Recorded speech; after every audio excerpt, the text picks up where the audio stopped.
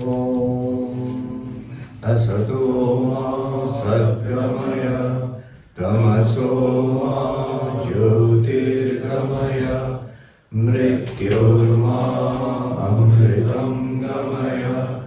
Om Shanti Shanti Shanti. Om, lead us from the unreal to the real. Lead us from darkness unto light.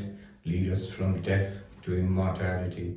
Om, peace, peace, peace. Good morning, namaste, everybody. Third day. Today, at 4:30, we will have a group photograph. So at 4:30, please assemble in front of the main building, and we'll all have a group photograph. Revered Swami Shuddhidhanji Maharaj will also be there. And afterwards, after the photograph, there's a short video, 10 minutes, near the bookstall, which is near the gate. So there's a room there where they're setting up an audio-visual unit.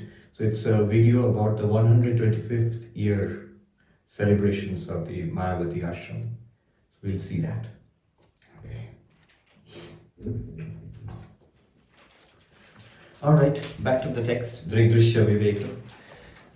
This morning I was just thinking, with the knowledge that we have gained from this Drig Drishya Viveka, in the morning when we chant the 13th chapter of the Bhagavad Gita, you will see almost all of it will make immediate sense.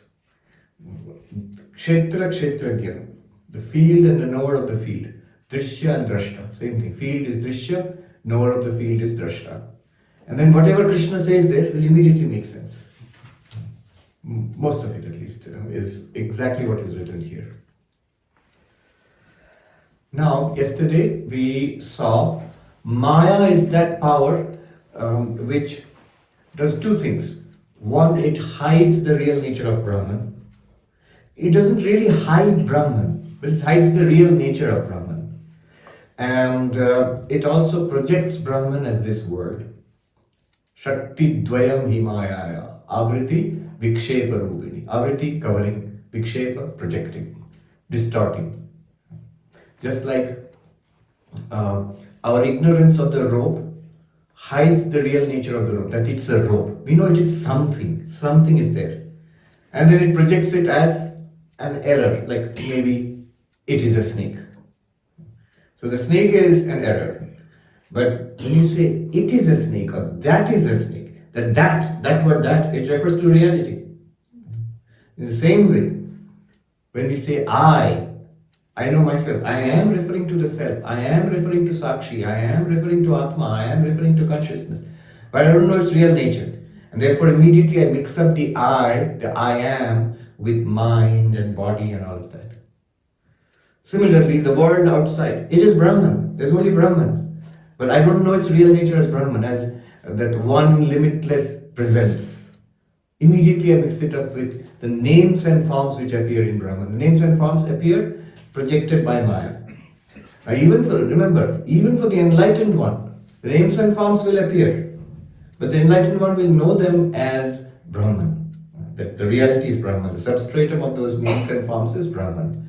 Just as the person who knows what a mirage is will also see the mirage in the desert, but will know it's a mirage. Will know that it's not really water there.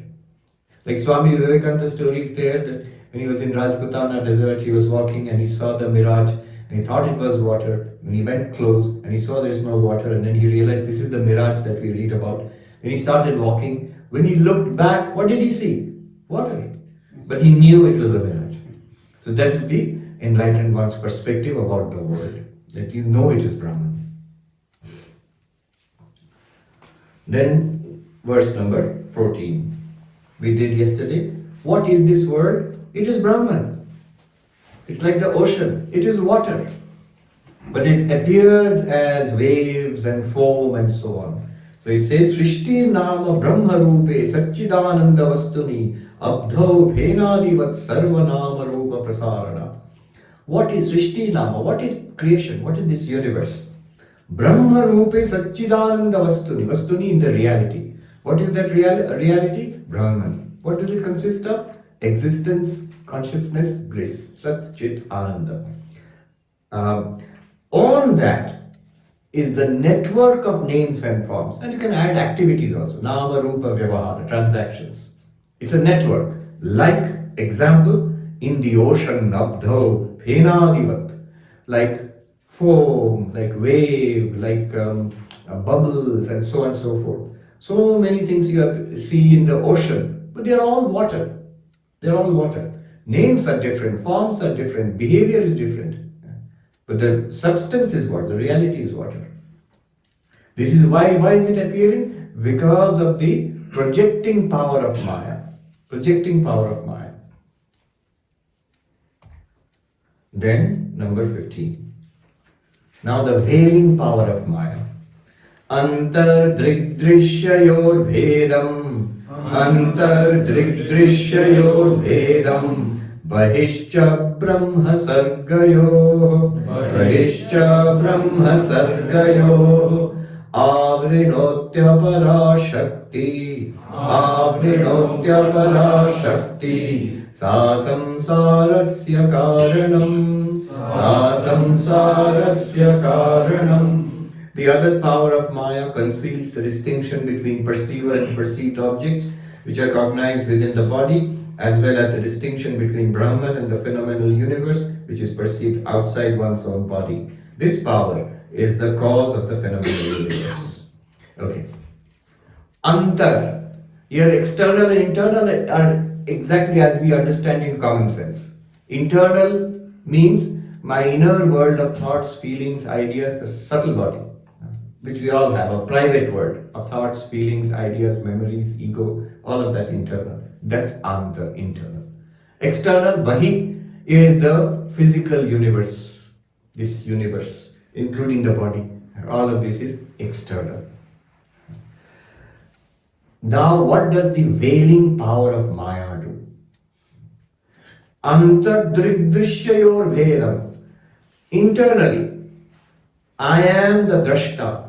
These thoughts, feelings, emotions, perceptions, these are all drishya. This distinction is obscured. This distinction, I am consciousness, and whatever is going on inside means in the mind, emotions, ideas, memories, these are all drishya, not me. This distinction is erased. This distinction is covered by the veiling power of Maya. And externally, here in the world, Bahishcha Brahma Sargayo. Brahman, existence, consciousness, bliss. Sat. Let's just take existence, isness. Sarga, creation, names and forms, activities. The distinction between existence and names and forms.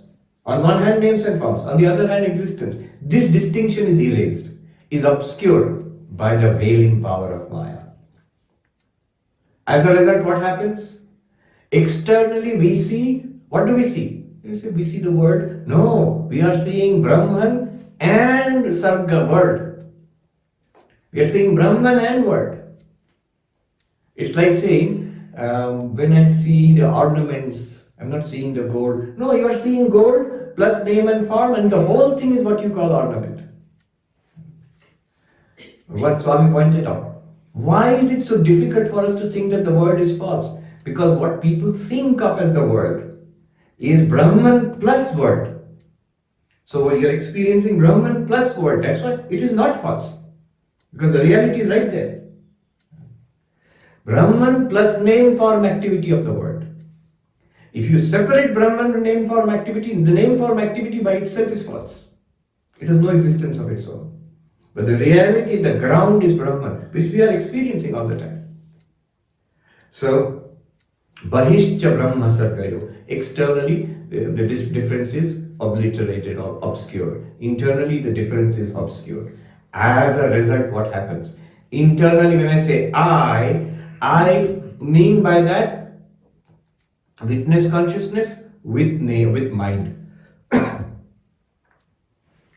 Witness consciousness, Sakshi, mind, Chidavas, the whole bundle I mean by I. And then that's connected to body. So body also I say I.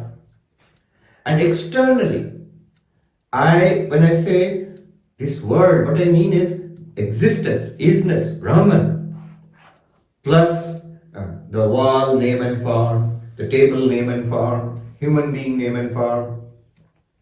And so, completely forgetting the Brahman aspect of it, I say wall, table, human being. And samsarasya karanam. This immediately leads to samsara. Then I become this person, and this becomes the world, and these are the people in the world. Then I have samsaric dealings with the world. I like some people, I don't like some people, I want something from the world. I feel I'm completely dependent on this external environment for food and water and air and sustenance and company and protection, which as a body definitely I am. But I don't see myself internally as Sakshi, pure consciousness. I don't see that everything in and here is Brahman. While seeing Brahman, the name and form, my attention is on the name and form. Therefore, I don't see that, underlying existence. If I saw that, then samsara would disappear. Why? Because from that perspective, everything would be same for me. Even the terrible thing would be Brahman, existence, consciousness, bliss. Even the most attractive thing would be Brahman, existence, consciousness, bliss. Externally. Why does this happen? Sa Shakti, Avrinoti, Apara Shakti, the other power of Maya. What is the other power of Maya? This is the veiling power, Avarana Shakti of Maya. Now what do you have to do? You have to separate. You have to do Viveka. We've already done it in the first shloka. You have to do Viveka. Where? Inside and outside. Inside you have to separate Sakshi from mind, Chidabhas, all of that.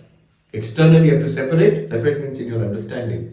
Brahman from names and forms.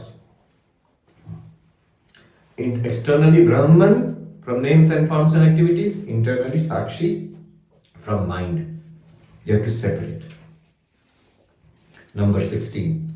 He's again teaching that separation.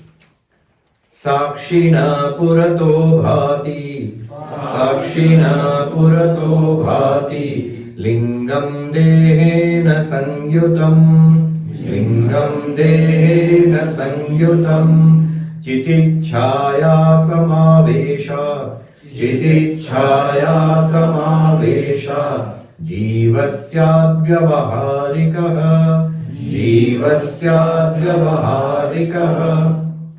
Sakshina, it's a very precise description. Sakshina purato bhati. Let me read the translation. The subtle body, lingam, which exists in close proximity to the witness, sakshin, identifying itself with the gross body, becomes the embodied empirical self on account of its being affected by the reflection of consciousness. Alright. Sakshina purato bhati. Purata, in front, as if in front. In front of you, the Sakshi shines. What? Lingam dehena sangyutam. Mind and body. Lingam, subtle body. Sukshma sharira. Deha, sthula sharira. In the language of the koshas, Annamaya, Pranamaya, Manomaya, Vijnanamaya. You can also include Anandamaya because causal body is not talking about. So the Pancha Kosha shines in front of you. You means consciousness. To you is presented subtle body plus gross body, mind plus body. Then what happens? Chitichhaya samavesha. You, the consciousness, you get reflected in the mind. And the mind lights up, feels conscious. That is called Chitichhaya, shadow of consciousness, reflection of consciousness, Chidabhasa. Here he uses the term Chitchhaya or Chitichhaya, reflection of consciousness. And now this mind with the reflected consciousness associated with the body, it starts behaving like a jiva. I mean, it is what is called a jiva. Vyavaharika jiva. The transactional jiva. Transactional jiva means what? You, I, all of us. So here he has precisely defined the transactional jiva. In the background is Sakshi, pure consciousness. And in the foreground is subtle body, with reflection of consciousness, Chidabhasa, connected with the physical body. This is Jiva.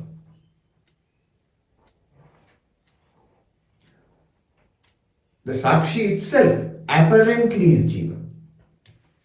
For practical purposes, with the Sakshi in the background, it is the mind with reflected consciousness associated with body, which is Jiva. This is called Vyavaharika Jiva, transactional Jiva. Transactional Jiva simply means the Jiva which we find in life. All these people, ourselves, all living beings, these are transactional Jiva, this Vyavaharika Jiva. That which we are interacting with, that which is active in samsara. What is that? It's mind with reflected consciousness associated with that particular body. But that body is not essential to it, because when that body dies, it will go to another body. But without the mind and reflected consciousness, no Jiva is possible. So it's the mind with reflected consciousness which is really the practical Jiva, always keeping Sakshi in the background. Why? Because without Sakshi, reflected consciousness will not be there. And also, ultimately, the Jiva is nothing but Sakshi. Jiva Brahmaiva Napara. Don't think, however, this is the danger we fall into, that the mind with reflected consciousness is the Jiva. Then you will have no way back to Brahman. You will identify yourself as I am this one, I am the Jiva. There is some Brahman there.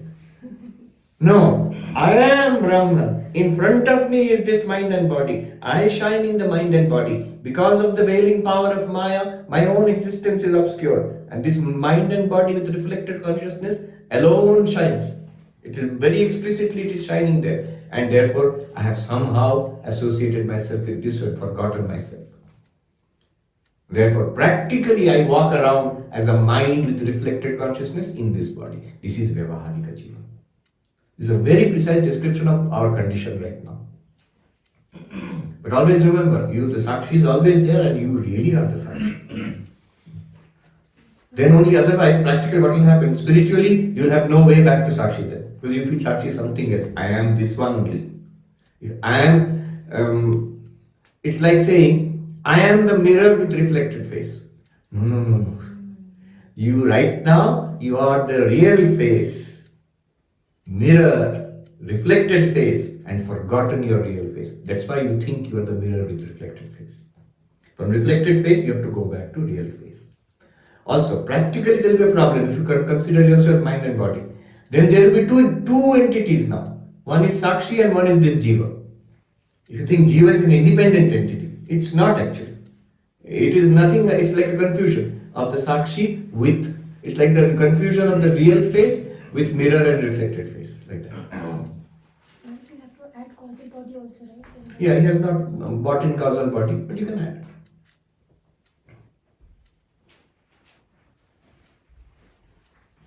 Causal body is nothing but it's a part of Maya. Then number 17.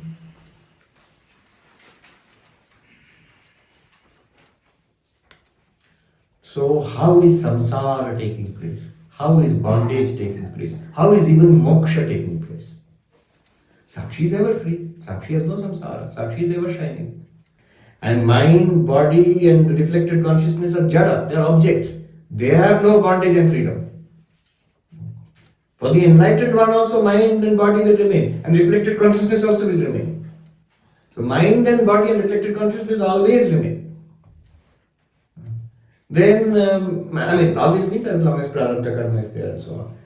So then, who is getting samsara? Who is getting moksha? Who is in bandha, bondage? Who will get moksha? For whom is Vedanta needed? Sakshi doesn't need Vedanta. And mind and body cannot be benefited by Vedanta. Then who will need Vedanta? Who will get moksha? This combination you see from. It's a combination. Or more than combination, more precisely the answer is it's confusion. Only confusion needs Vedanta. Yes, because Vedanta is knowledge. Knowledge will remove confusion. Who needs Vedanta? Beokufi needs Vedanta. Stupidity needs Vedanta. Vedanta is knowledge. Knowledge will remove stupidity. So anyway, let us see number 17. Asya jivattvamaropa Asya jivattvamaropa Sakshinyapyavabhasate साक्षिण्यप्यवभासते आवृतौ तु विनष्टायां भेदे भाते अपयाति तत्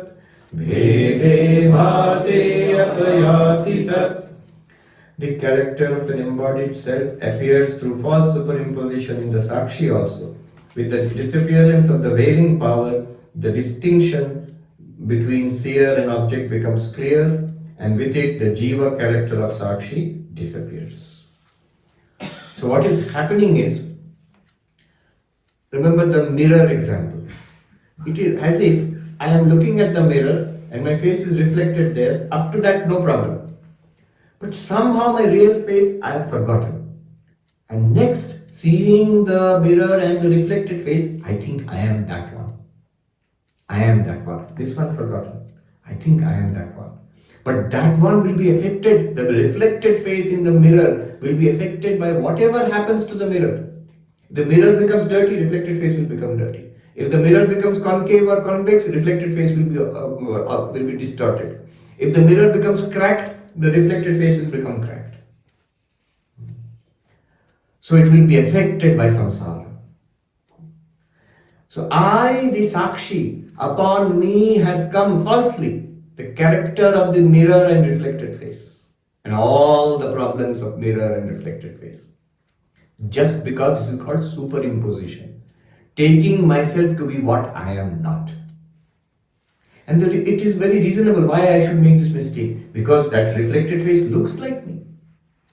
Not only that, that reflected face is the only thing I can see. I can't see my real face. I can't directly see myself. I can see only that one. So if I somehow forget this, if I forget what is happening, then I will think I am that one. I am this one. And so I superimpose the Jivatvam, which means Chidabhasa, mind, body, upon myself, the Sakshi. Superimpose means I take myself to be that. Opposite is also true. I superimpose myself on the mind and body. By reflected consciousness, I am conscious. Mind is not conscious, body is not conscious. But now body and mind seem to be conscious. So this is called mutual superimposition, anyonyadhyasa. You see, practically it works like this. If you ask me, show yourself, what are you? I'll say, here, there, this. I am this. This is, I am now identifying myself with this. And the reverse, if you ask, what is this? What will I say? It is I. It is I. When you ask, what are you? I am this. What is this? It is I. I have identified myself with this and I have superimposed myself on, superimposed body mind on myself. By the way, did you notice there are many subtleties involved here? I use two kinds of language. I identified myself with body mind and I superimposed body mind on myself. I didn't say I superimposed myself on body mind. Why not? I'll repeat the question. Superimposition means taking something to be what it is not. There has to be a substratum on which to superimpose. You're close. And that is Sakshi. No, wait. Can you repeat the question? I'll repeat the question. So this is a case of superimposition. Superimposition means taking something to be what it is not. For example, you're superimposing snake on rope. So rope is the substratum. Rope is substratum and snake is the superimposed one. Acha, you're close to the answer. My question is this. It is not really directly relevant, but you should notice the subtleties of many things which are involved. There is heavy dialectics going on under the hood. I'll tell you what the danger is. We are saying that this is a case of superimposition. Superimposition is taking something to be what it is not. The definition given by Shankaracharya. Atasmin tad buddhi. What is not there, you think it's there. Snake is not there, I think it's there. Now, notice I said there is double superimposition going on. I take the body mind to be myself, I take myself to be body mind. Practically when you ask, what are you? This. So I am identifying myself with this. What is this? It is I. This is I. So I am identifying body with myself. But when I say I am identifying body with myself, I use the term I superimpose body-mind on myself, Sakshi. But when I said I am identifying Sakshi with body-mind, I said I identify Sakshi with body-mind. I didn't say I superimpose Sakshi on body-mind. Why not? You came close to it. Why did I not use the term I am superimposing myself on body-mind? Because the reason is whatever is superimposed is false. Snake is superimposed on rope. Snake is false. If you say I have superimposed Sakshi, Atma, Brahman, pure consciousness on body-mind, then Sakshi will become false. Body-mind will become the Adhara, substratum. No, it's not like that. When it comes to Sakshi being, identified with body-mind, you simply say identified. Sakshi is not superimposed on body-mind. Otherwise, what is not there, I take it to be there. I take body-mind to be real, and there is no Sakshi there, I'm saying. No, that's not correct. Body-mind is not real anyway. You see the underlying of how careful you have to be if you use the language. If you had simply said, Atma is superimposed on body-mind, immediately opponent will catch you. Then your Atma is false. By your own definition of superimposition. Asya jivatvam aropa sakshini api avabhasate. Jivatvam. I feel I am a jiva. How? I am Sakshi. But how does Sakshi feel I am jiva? Because aropa, by the superimposition of body-mind on Sakshi. Sakshi is real, but body-mind, false body-mind is like snake is superimposed on rope. Therefore, then he says, then what's the solution? Avrito tu vinashtaya. When the avarana shakti of Maya is overcome, how will you overcome the avarana shakti of Maya? By knowledge, by Drig Drishya Viveka, by Sakshi and Deha Mana Viveka. Bhede bhate apayati tat. Bhede bhate, when the difference becomes clear, when the difference shines forth. I am drashta, this is drishya. It's clear to me now, you can see, yes, this is all drishya. Therefore, I am the drashta. 10th man, drashta. This is all 1, 2, 3, 4, 5, 6, 7, 8. Apayati tat. The covering is removed, then veiling is removed. Then outside, number 18. Tatha sarga brahmanoscha तथा सर्ग ब्रह्मणोश्च भेदम् आवृत्य तिष्ठति भेदम् आवृत्य तिष्ठति या शक्ति तद्वशात् ब्रह्म या शक्ति तद्वशात् ब्रह्म विकृतत्वेन भासते विकृतत्वेन भासते. Similarly, Brahman, through the influence of the power that conceals the distinction between it and the phenomenal universe, appears as endowed with the attributes of change. Okay. Tatha sarga brahmanoscha bhedam avritya tishtati. The Maya, the power of concealing, it conceals, we say it conceals Brahman, but what it actually does not conceal Brahman. It conceals the difference between Brahman and the world. And therefore, Brahman and the world appear together. And since we do not know Brahman, we think, word, this is word. So, Sarga Brahmanoscha Bheda, the distinction between world and Brahman, Avritya Tishtati, covering, veiling, this power of Maya exists. Ya Shakti, that power. Tadvashat Brahma Vikritattvena Bhasate. Therefore, Brahman is appearing. The Brahman we are experiencing all the time. Whatever you experience is Brahman. But it appears distorted. That which is Sat, limitless being, appears to be born and dying, produced and destroyed, changing all the time. That which is Chit, pure consciousness, appears to be Jada, object. That which is Ananda, bliss itself, appears to be Dukkha, in search of Sukha.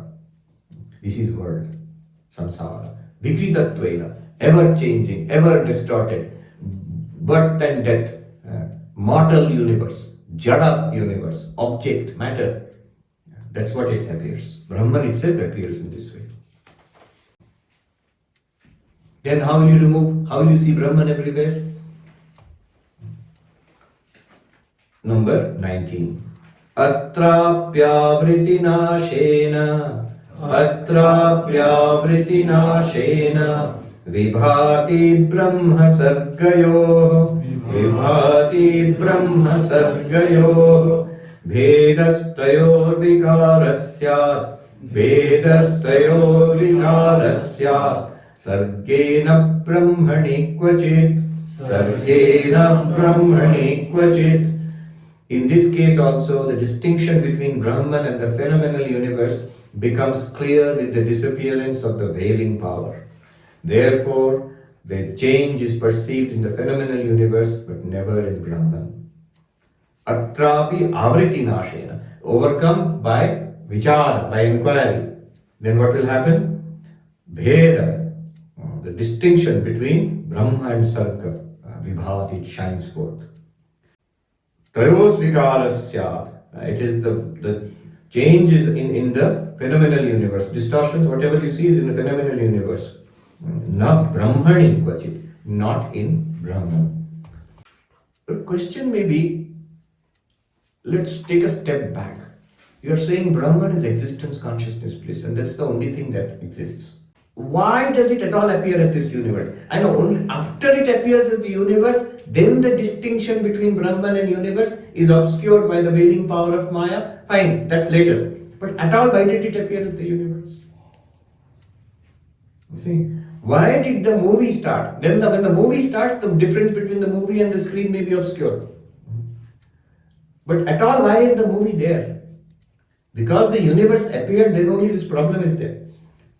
If the universe did not appear, then what will Maya hide and what will it project and so on? So why is the one appearing as the many? Why is Brahman appearing as Jagat? This is one of those ultimate questions. Brahman could have remained just like that. Why did the spider make the web? It could have remained. Somerset Maugham, the English writer, he visited Ramana Maharshi. Also, he read quite a lot of Vedanta. In one of his writings, he says, so the Hindus believe that Brahman projected this universe. He writes in a sort of dry humor. He says, one feels that Brahman could have left well enough alone. Could have left it alone. They say, here they say, "Kahe ko lafda karta hai?" Like that. So why create all this problem? So why? And Vedanta and all spiritual philosophies, they all try to answer this question. Why is there creation at all? Traditional Vedanta in a very dualistic mode, or so it's in a very basic way, tries to explain this as this creation is for our purpose and we are helped in spiritual evolution. Finally, we will get moksha through these experiences. And this creation works through law of karma. Because of past karma, this present creation is there. Because of future karma, future creation will be there. So it's a joint venture between Ishvara and Jiva. Same pure consciousness. In association with Maya is Ishvara. In association with the small part of Maya, Ajnana, ignorance, is Jiva. And together they are playing this game of the universe. That's the basic explanation. There also one may question. See, it's only because of ignorance that Brahman is appearing as Jiva. Then you are saying it needs the process of spiritual evolution to be freedom. But why is there ignorance at all? The same question, why Maya? Why Maya? And we said the question itself is wrong because you're asking why causation. There is no cause. Actually, you're asking why did Brahman create this universe? Or why did Brahman project this universe? Or why did Brahman appear as this universe? But the question is wrong because we are connecting why to Brahman. But Brahman has no causal link with this universe, really, ultimately speaking. Brahman is perfectly alright by itself. It's always non-dual, it's exactly like that. So Brahman cannot answer or will not answer for this universe. The question cannot be asked for Brahman. But suppose you do ask. Is there any answer other than Maya? Maya is the general answer from Advaita Vedanta. That's what we see here also. Going beyond that, if you don't like the Maya answer, Gaudapada Acharya says in Mandukya Karika, Devasya Swabhavayam. This is the very nature of Brahman to shine. This is the very nature of Brahman to shine. How does it shine? Like this. But why like this? And then you have to ask, give karma phala and all that. Or you have to investigate through science. Why it is like this, not like that. But that Brahman appears as something. It's like this. Look at it another way. The way I think about it is, what are the options before Brahman? It could either appear as something or as nothing. This is the only thing. There could be something and there could be nothing. Brahman is not dual Brahman. But as far as this universe is concerned, either it can be there or it need not be there. But Brahman is presenting both options to us. In Srishti and Sthiti, universe is there. In Jagrat and Swapna, universe is there. And in Pralaya, the universe is not there. And every day in deep sleep, for us individually, universe is not there. These are the only two options, 1 and 0. What else will Brahman do? If Brahman did not appear as the universe, he would have accused Brahman. What useless Brahman you are. You are existence, eternal existence. So create existing things. Why don't you create something which are existing? You are consciousness. Have conscious experiences, please. You are Ananda. So manifest as pursuit of this blissful experiences in the world. And when it does, we are asking why you are doing like this. Please don't do anything. Nothing. The whole thing is absorbed into Maya at the end of one cycle of creation. Or at the end of the day, it is absorbed into Sushupti, deep sleep. So both options are presented. Logically, Brahman has fulfilled its obligations. One sadhu put it this way. आँख का स्वभाव है देखना. The nature of the eye is to see. जब बालक आकाश की ओर देखता है तो उसको एक तल नजर आती है. When a child looks at the sky and there is nothing to see, there is no surface for the eye to contact there, but it appears like an inverted blue bowl to the child. Child thinks that the sky is like this. Why? This is Nyaya philosophy. Sky cannot be seen. Sky is not something observable. So they will say, sky cannot be seen. And yet we say, I am seeing the sky. Actually what you're seeing is space. But it looks like some covering. Because the nature of the eye is to see and the nature of sky is to remain unseen. When the two come in contact, then the eye will see, but wrongly. Similarly, the nature of Chaitanya, Chit, is to experience. But there is nothing to experience. So Chaitanya will experience itself as Jada, as an object. Chaitanya is not Jada, there is nothing else other than Chaitanya. But Chaitanya cannot be experienced as an object. So Chaitanya will mistakenly experience itself as a, because it's the very nature of Chaitanya to experience. This is nature of eye to see. The eye will see. Even if there is nothing, it will project something and see. Chaitanya, even if there is no object, it will project itself as object and see. It will project its Sat nature, pure being, as Janma Mrityu, being born and dying, in error. It will project its Ananda nature as misery and the search for Sukha. Satchidananda will appear as Janma Mrityu, Jada, Dukkhatmaka Jagat. This is the meaning of Vikritattvena Bhasate. We saw in 18th verse. We saw in the 18th verse, Brahma Vikritattvena Bhasate. Brahman appears to itself in a distorted way. That story is there. I mentioned this earlier also. Alan Watts in that book. God playing with. God playing with God.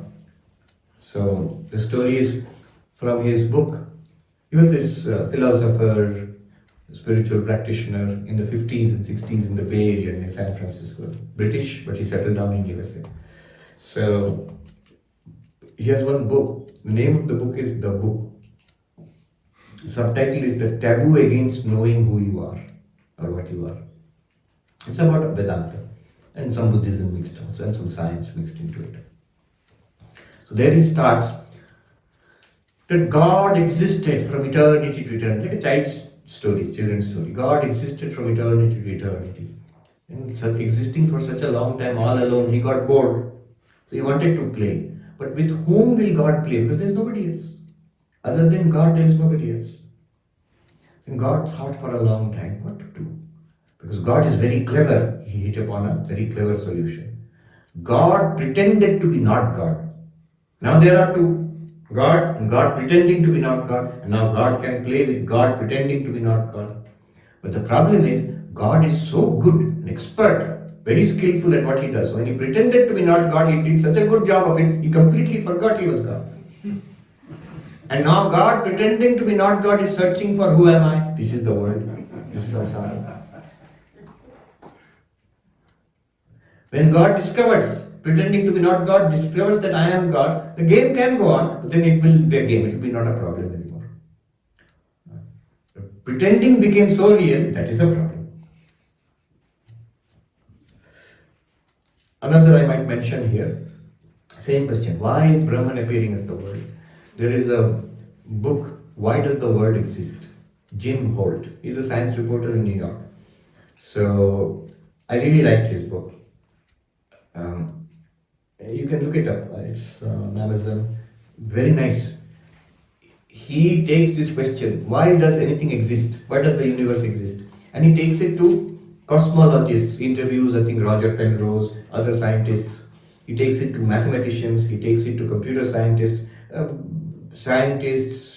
computer people, engineers, he takes it to philosophers, he takes it to religious people, theologians, asking the same question, why is there anything at all?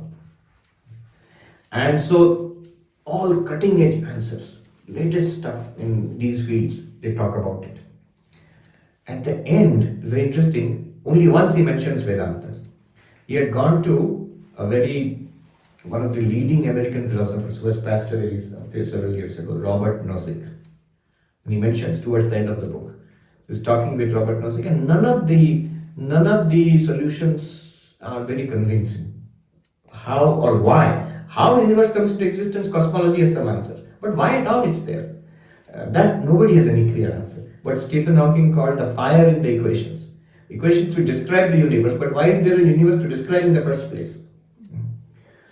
So, Robert Nozick in that book, in one place, remarks, none of these theories seem to be satisfactory. And then Robert Nozick remarks, perhaps the ancient Hindus were right. Atman is Brahman. That is the explanation. Brahman alone is appearing as this universe. Not even Sam Altman tweeted the same thing. He was asked that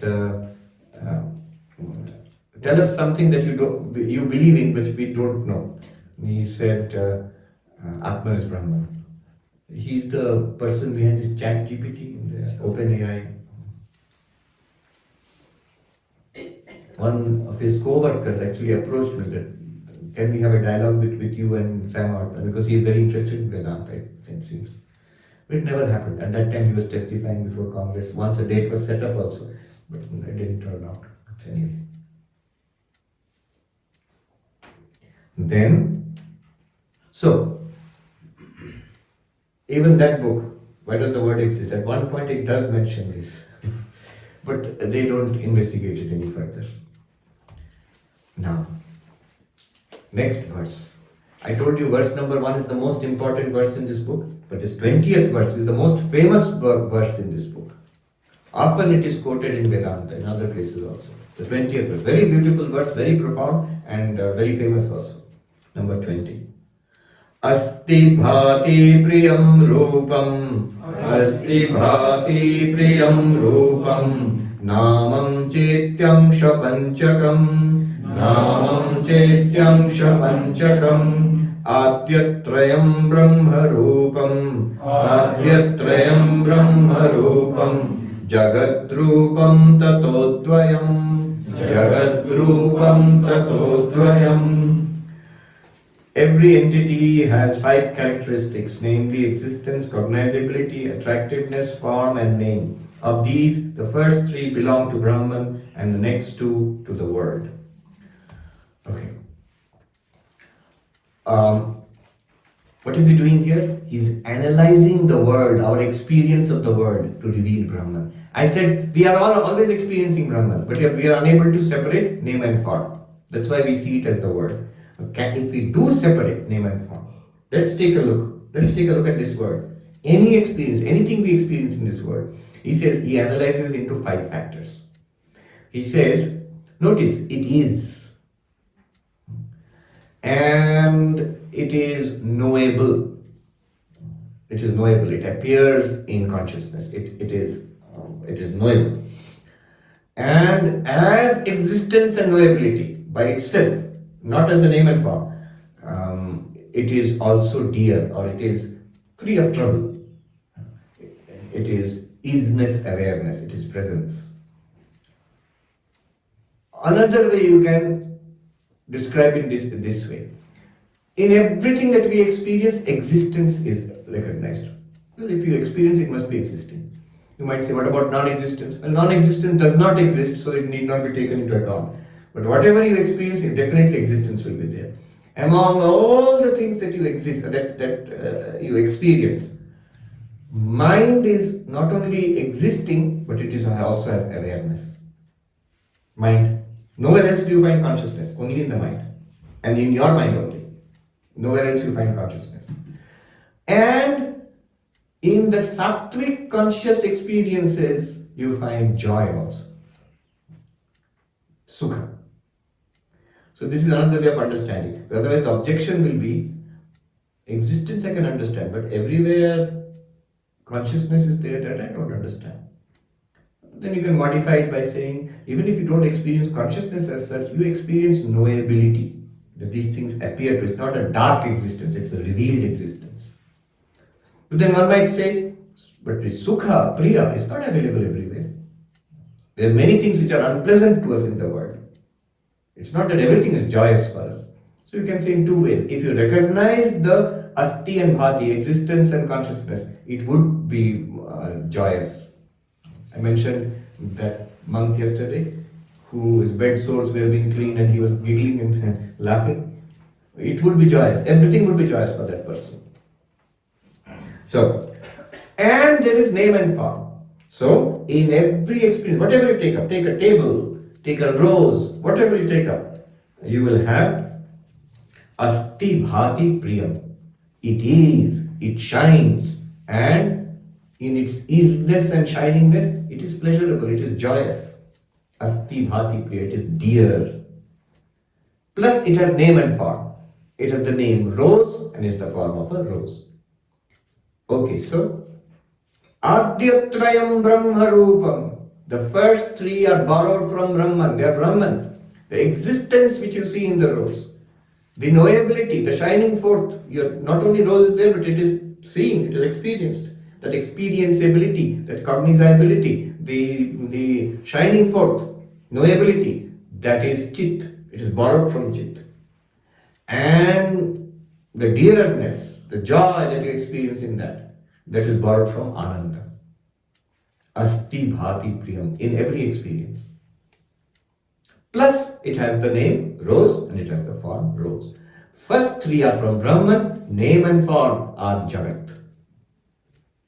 So in every analysis, you will find name and form keep on changing. That is Jagat, that is the word. And underlying it all, Asti Bhati Priya is common everywhere. That Asti Bhati Priya is borrowed from Brahman. It's not that here it exists, also that's Brahman. Not like that. Brahman is, that's why this seems to exist. Brahman is Chaitanya, that's why it's knowable, it's shining in consciousness. Brahman is, that's why its very knowability and its existence is joyous also. It's a flash of joy. Another analysis which I mentioned earlier also, but I'll repeat it here. The 3 great questions in philosophy. 3 branches of philosophy. Metaphysics, also known as ontology, the study of reality. What is real? Is the world real? Is God real? Is consciousness real? What is real? And then how do you know anything? Epistemology, knowledge, study of knowledge. And aesthetics, values, ethics. Earlier there was a whole group of subjects in philosophy which have now been clubbed under one new term, axiology, study of values. What is beauty? What is good? Ethic, right and wrong? What is the purpose of anything? Now, if you look at these three questions, what is real, what is knowledge, and what is value? Look at Brahman, Sat, Chit, Ananda. Reality, Sat. Any knowledge, Chit, because of Chit only. And value, what is the whole point of it? What is beauty? What is right? What is the goal of anything? Ananda. Here it is called Asti Bhati Priya. Asti Bhati Priya. So in this sense, as Asti Bhati Priya, Brahman is available everywhere. In all experiences of the world. You're experiencing world, you're experiencing Brahman. If you take your attention away from name and form, Asti Bhati Priya will be left. And that's Brahman. Ornaments, you go to a whole set of golden ornaments in an ornament shop. Take your attention away from this bracelet, this is a ring, this is a necklace, this is a tiara. What will be left? Gold, gold, gold, gold. Why should I take my attention away from name and form? Because they are dependent reality. Gold is the independent reality. The real value of the ornament is the gold. The real knowability of the ornament is the gold. And the real existence of the ornament is the gold. Right or wrong? Without the gold, ornament will not exist. Without the gold, that ornament will not be knowable. It will vanish. What will you know? Without, if you take the gold away. And without the gold, ornament has no value. Somebody said, no Maharaj, you don't understand. The brand has value. Name. Tiffany ornament shop, gold shop, jewelry shop. It is because it is Tiffany brand. That's why your original gold value has 3 times, 5 times value. Therefore the name has value, not the gold. I said, no. You keep your Tiffany brand sticker, I will take the gold away. Then how much value does the sticker have? Tiffany sticker, nothing. It is the gold which, on gold you can add name and brand and everything and build up your brand. But the gold is necessary. Without that, no value. Without that, no knowledge. Without that, no existence. Sat, Chit, Ananda, Asti Bhati Priyam, in gold only. It appears to be name and form. So all existence, all knowledge and all goodness comes from Brahman. Name and form only manifests it. But if you don't know Brahman, they say in Hindi, ulaj jaoge. You will get entangled in name and form, and that's called samsara. No Brahman, deal with name and form, no problem at all. To us, it is all coming together. Name, form, asti bhati priya. Therefore, Vivekananda said, he who runs away to meditate and die in a Himalayan cave, it's one of my favorite passages. He who runs away to meditate and die in a Himalayan cave has missed the way. He who plunges headlong into the foolishnesses and luxuries of the world has missed the way. Then what is the way? Either you run away to the Himalayas, Mayavati, not to die, but to meditate, or you plunge into the world, Gurgaon, Delhi. Then what? If both are not the way, then what is the way? The way is to divinize life itself. It is to see God in everybody and everything. The people you are around and whatever work you are doing, wherever you are, there alone God is there. Now I use the Asti Bhati Priya Nama Rupa analysis. The ornament. If you throw away all the ornaments, you have been told, name and form is not reality, gold is reality. Name and form is samsara, jagat rupam tatutvam. Oh, alright. This bracelet and then necklace and the ring, I will throw it all away. I'm going to search for gold. You have missed the way. You threw away the gold also. And the one who gets stuck on, no, I like the necklace only.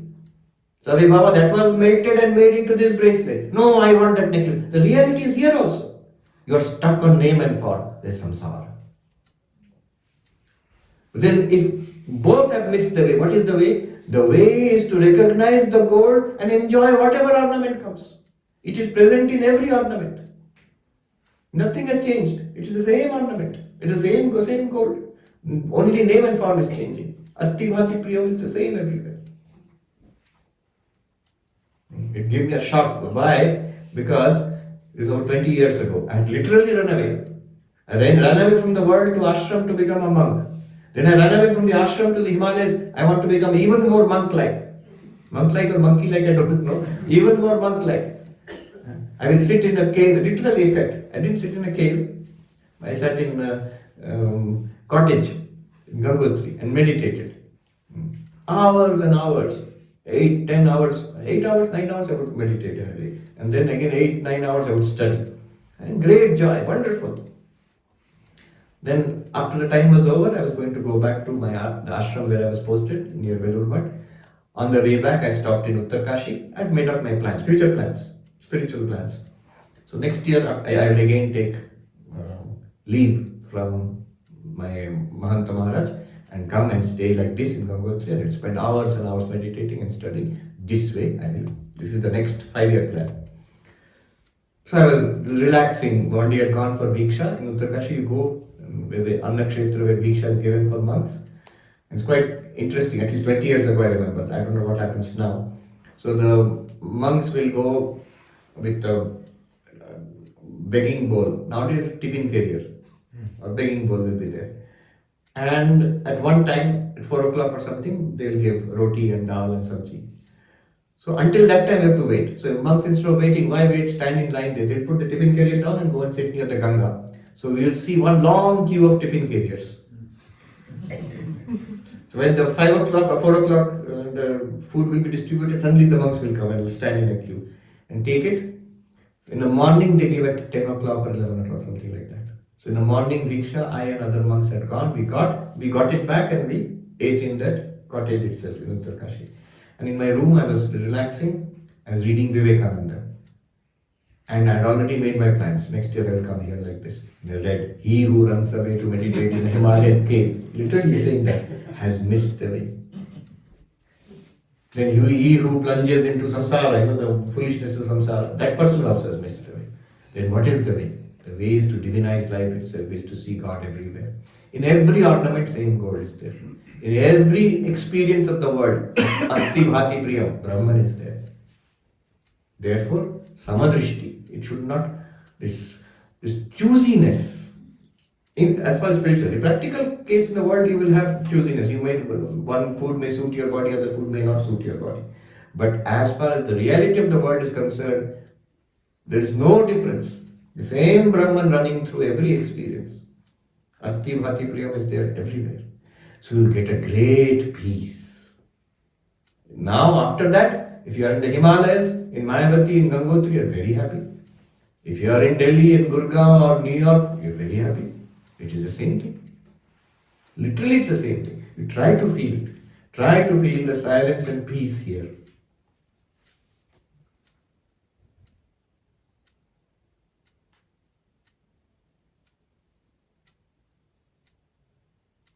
Try to feel the same thing when you go back to Delhi and Calcutta or wherever you have come. You will find the same thing is there. Have you noticed the very special quality of silence here? In other places there in Himalayas also. But here in this particular Mayavati, you should notice the silence here. And then this silence is there throughout the world. I had this very interesting experience. First time I came to Mayavati, I stayed for 3 days only. I was a brahmachari at that time, more than 20 years ago. And then I really liked it and I enjoyed the silence here. Very interesting, this very deep silence. Then I went back. On those days we had to go through Lucknow. So I went back to Lucknow by train. I remember going from the railway station to the ashram in a rickshaw. Very clearly remember. The rickshaw stopped in a red light. Traffic light.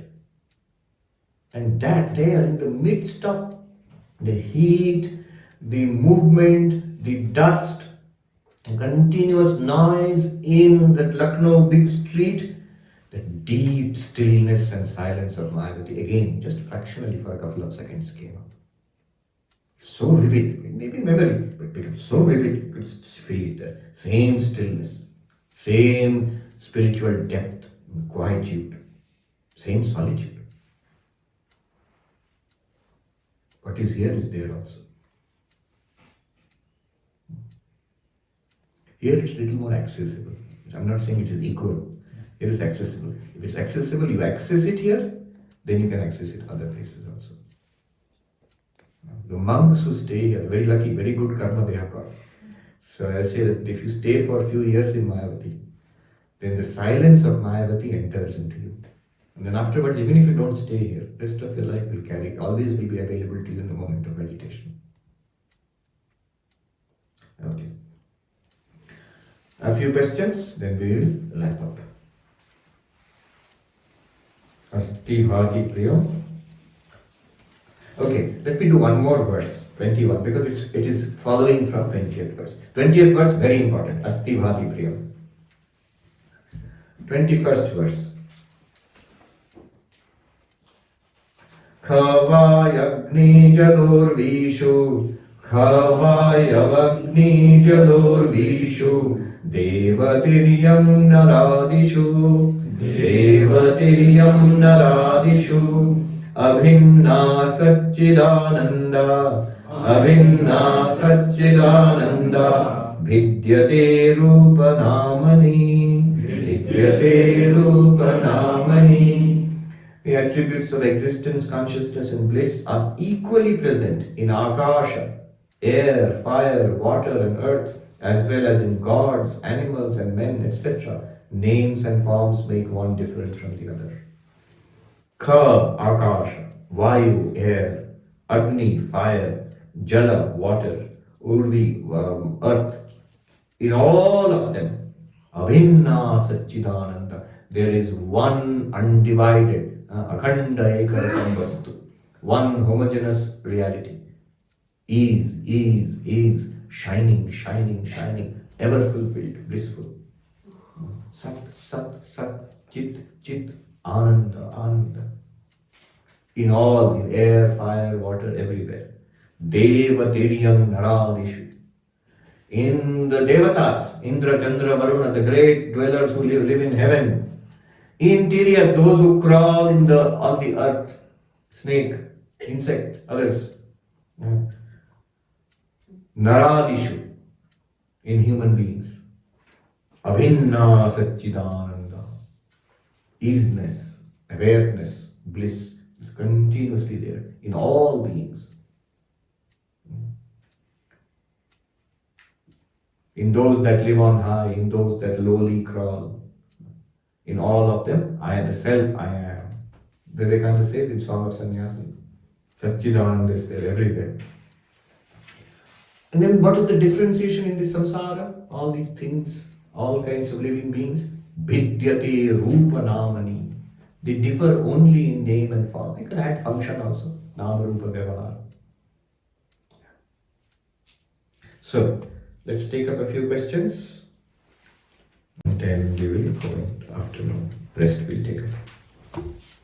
Yes. Maharaj, on the 20th verse, the 5 characteristics, one of which is cognizability. Yeah.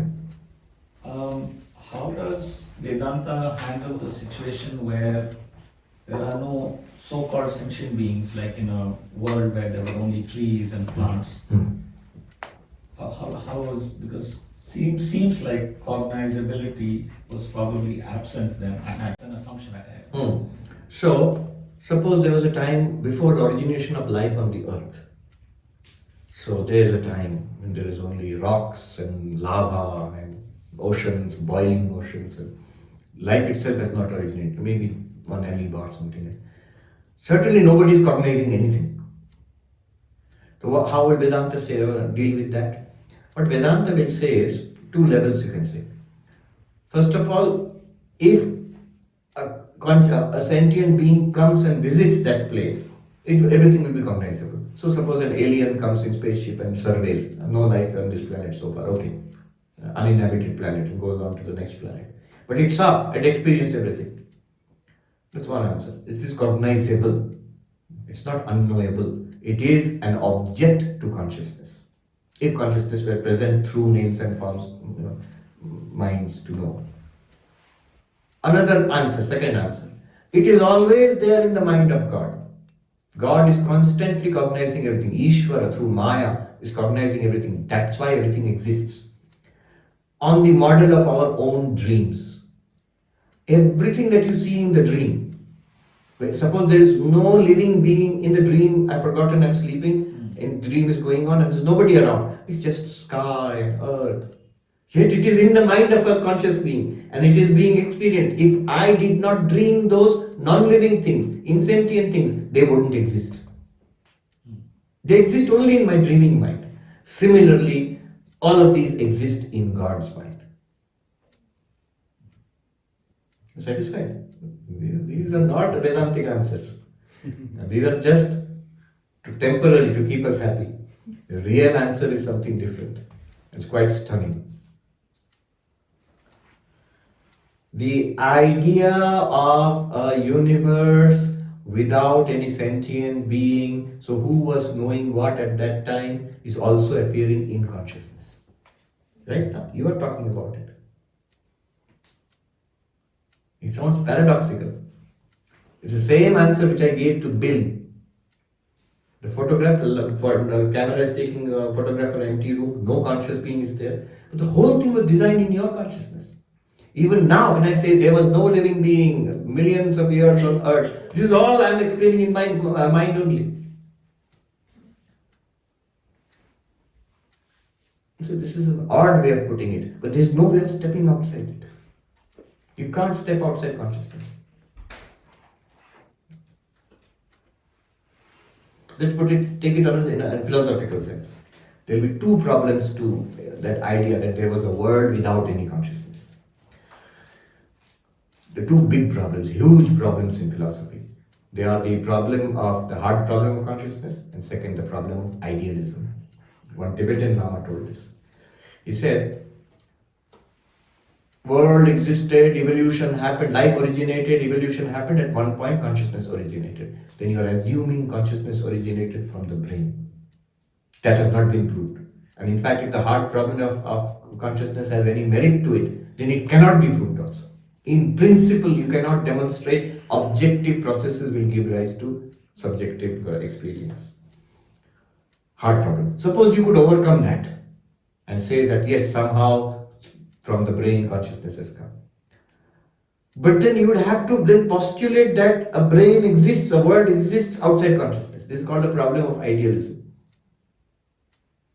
Problem of idealism is object. When you say object, always object is appearing in consciousness.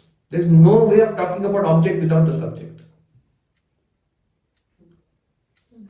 Even when we talk about a universe without consciousness, who is talking? We are talking.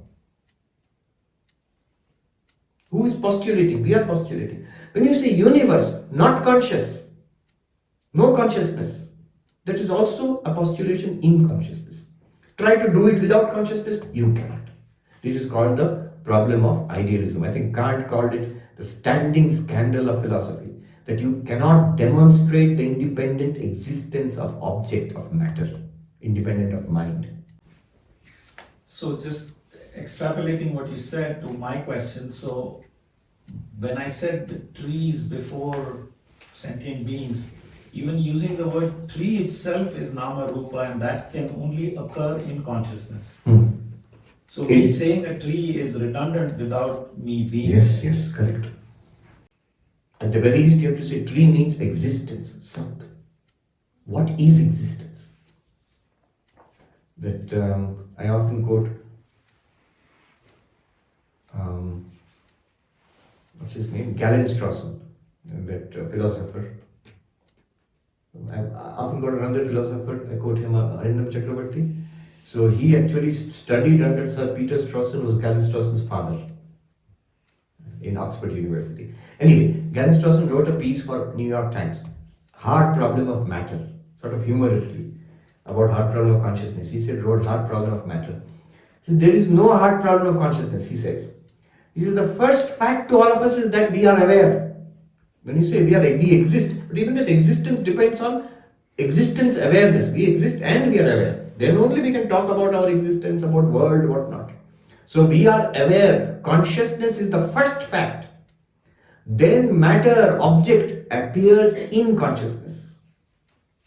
He says, we have already made up our mind. Brain is producing consciousness. Then we cannot understand how brain is producing consciousness. Then hard problem of consciousness. But rather, he says, we should think about consciousness is primary. It is the first fact. Before any problem, any science, religion, whatever we do, first there must be consciousness. And matter appears to consciousness, in consciousness. Therefore, the question is, what is matter? And he says that is investigated by physics. And as we investigate more and more, matter is disappearing before our eyes. From atoms to electrons and protons and neutrons to quarks. Now they're talking about superstrings. So hard problem of matter. What is matter? Advaita Vedanta says matter is adhyasa. It is superimposition. It is consciousness appearing to itself. Or in Alan Watts' language, God playing with, not God, God pretending to be not God. Consciousness playing with, consciousness pretending to be matter.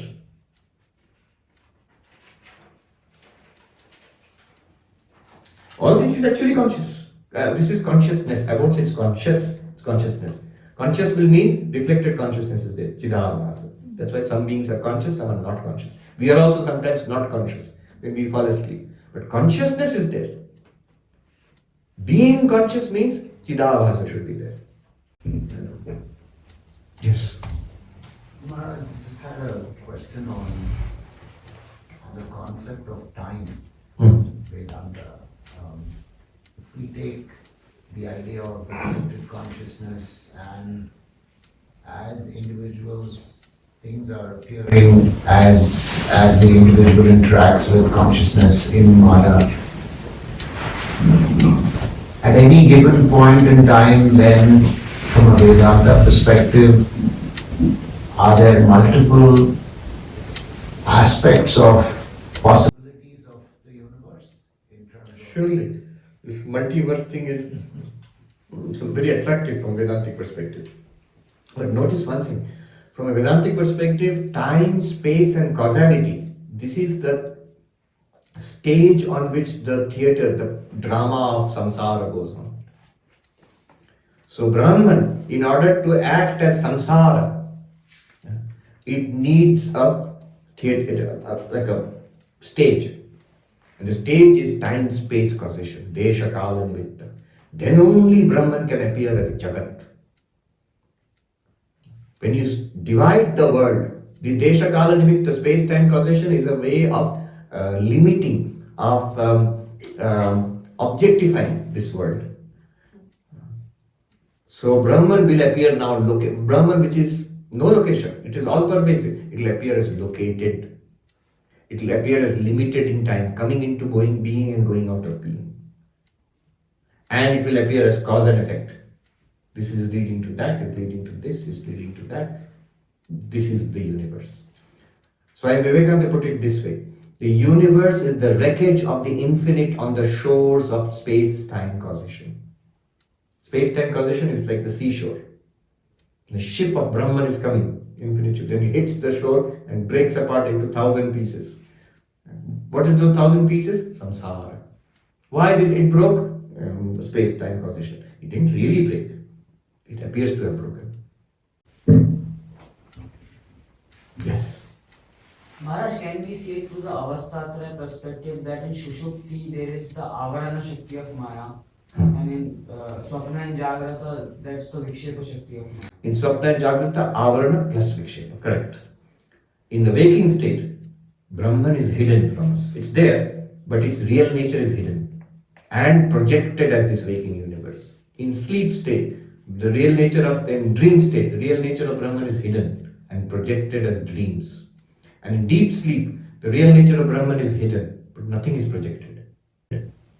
This is correct.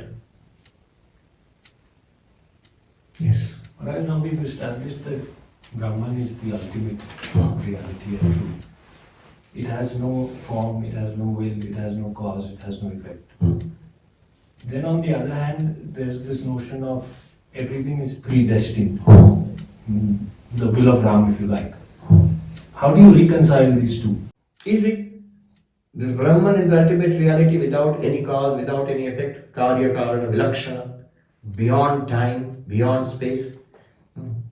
That is called Paramartha, Paramarthika, absolute reality. Now, everything is the will of Rama. Whatever happens is the will of God. That means whatever is there, something is happening, and God is there, and God has a will. This is part of samsara. So there are two levels of reality. Consider a movie. Movies, nothing is there, it's just a white screen. Now you are asking, but the hero and villain are fighting. How will you reconcile hero-villain fighting with only white screen? Well, white screen is the ultimate reality. And hero and villain fighting is the movie. So the two levels of reality. One is called Paramarthika, absolute reality. Another one is called Vyavaharika, transactional reality. Another one is called Pratibhasika, fictional reality. So, someone dreamt yesterday that they were in Delhi. But you will say, the reality is you are in Mayavati. How will you reconcile being in Delhi with being in Mayavati? Then the answer is, oh, in my dream I was in Delhi, but in my waking state I am in Mayavati. And they are not equal. Not that I am in superposition. It is both particle and wave. I am in Mayavati and Delhi together. No. I will say I am really in Mayavati and I dreamt I was in Delhi. So you are really Brahman, no samsara, no Rama, or Rama is that Nirguna Brahman, and no will of Rama. And at the level of samsara, Nama Rupa, then there is Jagat, there is Jiva, then there is Ishvara, and the will of Ishvara is there. Jiva thinks I have free will, actually does not have free will. Ishvara's free will is Ishvara only has free will.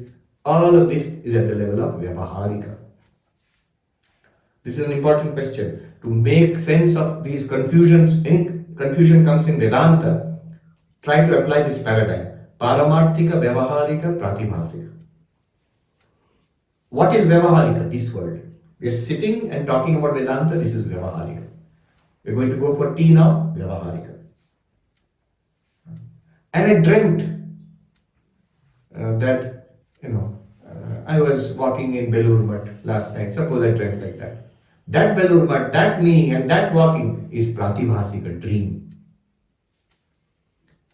And the reality is it is all Brahman, Asti Bhati Priyam. That is Paramarthika, absolute reality.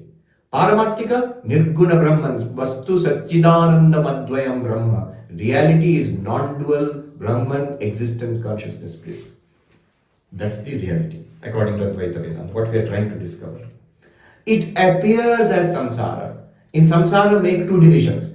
Vyavaharika, our waking world, Pratibhasika, dream world, fiction, snake in the rope, mirage, all those are Pratibhasika, appearance, which we know to be false in this world itself. This world is, so the Pratibhasika is falsified when you recognize the Vyavaharika. The Vyavaharika is falsified when you recognize Paramarthika.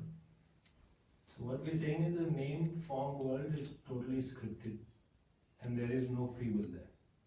In the name and form world, the question of free will arises. Before this name and form, Vivekananda says,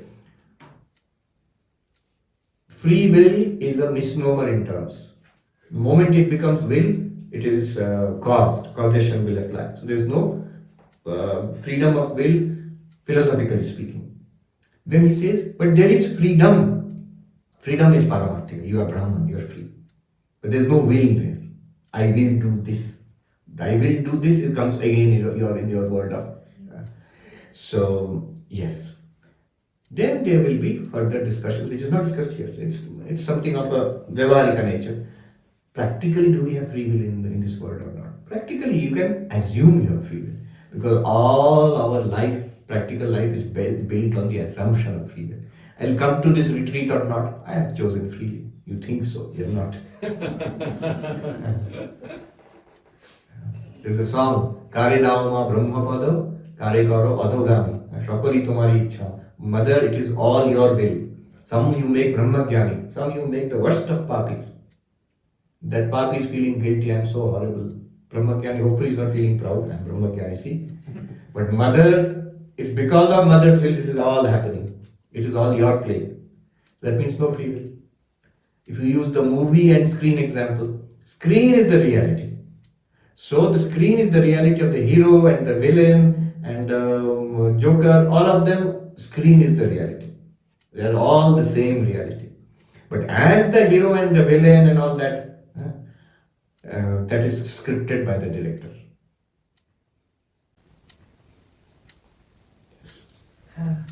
As the limitation of the mind is, they know only three things, is the time, space, and this physical Causation. questions. And God does not exist in these dimensions. So, No, God exists in those dimensions. Time, space, causation, God is there. So during meditation, we just have this other knowledge of other dimension or understanding of, because only through mind we realizing this sakshi. So I mean to say, during this stage of meditation, that is only possible to just visualize the sakshi or in all these stages, because No, there are two ways. In meditation, you can do that. I mentioned the yoga paradigm. When you shut down the mind in yoga, chitta vritti, nirodha, in samadhi, then you realize I am sakshi. It will be clear to you. Another is this one, what we have been doing. This is Viveka. Try to understand here using Drig Drishya Viveka. You will realize the sakshi. Because you are the sakshi. It should be possible for you to realize. I'll come to you. Yeah. Remember the question, huh? I have a very practical question. By the way, don't forget the question. By the way, if you ask me, this is the most practical thing. People think, they're all very good in philosophy, very high philosophy. But practical, to say something practical, I think this is the most practical thing. Yahi to hai. If this does not seem practical to you, then we will take up yoga, bhakti, karma. That seems practical. So one of my friends is a monk. So he came into Belur Mutt for training, brahmachari, 2 years. So Vedanta, Sara, Tattvamasi, Upanishad, Gita, you are Brahman, pure consciousness, world is an appearance. He said, good. And then puja was being taught. Daily puja, in Ramakrishna mission also we do. So brahmacharis are taught. In part of the puja, you have to do pranayama. So the teacher, the monk was teaching, said to us, you sit straight and close this nostril, breathe in through the left nostril, count to 4, mentally, Om, 4 times, close this nostril, count to 16, hold the breath, then release the breath on the other nostril, count to 8, then breathe in again, 4 counts, hold 16 counts, release 8 counts, release now. This is one pranayama. This brahmachari, he went, wow, this is what I wanted. Ab hui na baat, practical. Till now, all Atman, Brahman, theek hai, good. No. This is practical. Anyway, that's a different thing. Now your question. I think you have partially answered it. But just to continue, but how does one not get in a mode or fascinated by this knowledge and move towards more realizing it and living it? And to quote one of your lectures, how does one move from that knowing to being? Right? Because I've understood it, it's fascinating, it's great, you believe it, but how do you move? Is it just the continuous Shravanam, Mananam, Nididhyasana will take us there? Is that it? Or Yes. So, this is a question about sadhana, an important question. First of all, the fascination. If you have a fascination with Vedanta, you are blessed. If you feel fascinated by Vedanta, you are blessed. I am not saying this. Avadhuta Gita, first shloka of Avadhuta Gita. Ishvara anugrahadeva punsam advaita vasana. By the special grace of God, people get a liking for Vedanta, non-duality. We all have a liking for non-duality. We have all come here. That's why we have come. We have a liking for this. This is the special grace of God. Some get it very young, Ajamik, the blessed child. And some of us come to it later, some of it come much later, but we get it, this is a special blessing. Now, I will just next few minutes I'll talk about sadhana and stop. And remember your question, we'll take it up later. So you are Brahman. What is your problem? It is telling us you are Satchidananda. Well, my problem will be, yes, I know, I have read all this, but it's not real for me. I don't know it yet. I don't feel it yet. I feel like this person. So ajnana is your problem. Then problem ajnana, solution jnana, knowledge. Which knowledge? Knowledge of the self. That I am Satchidananda, Aham Brahmasmi. That knowledge. Realization. Not just reading, I've already read. But I'm saying it's not real for me. So realization is necessary. Ignorance is the problem and knowledge is the answer. Method? Jnana Yoga. Shravana, Manana, Nididhyasana. So, 3 columns. Make 3 columns. Problem, solution, method. Problem, ajnana of the self. Solution, knowledge of the self. Jnana. Atma Jnana. Method, Jnana Yoga. Shravana, Manana, Nididhyasana. So, Maharaj, I know. You were born that day. Before your birth itself, I am attending lectures of much greater Mahatmas than you. Shravana, Manana, Nididhyasana is going on last 50 years in my life. Nothing is happening. The mind is not ready to catch it. They say dharana hona chahiye. Unable to grasp this knowledge. Unable to realize this knowledge. The problem is not with the knowledge. The problem is now with the mind, the instrument. So problem, vikshepa, the mind is flickering. The mind is unable to absorb the knowledge, vikshepa. Solution, ekagrata, focus, concentration. Not any kind of concentration. Many people have tremendous powers of concentration. But when it comes to Vedanta, false. So, concentration in spiritual life. Method, dhyana, upasana, raja yoga.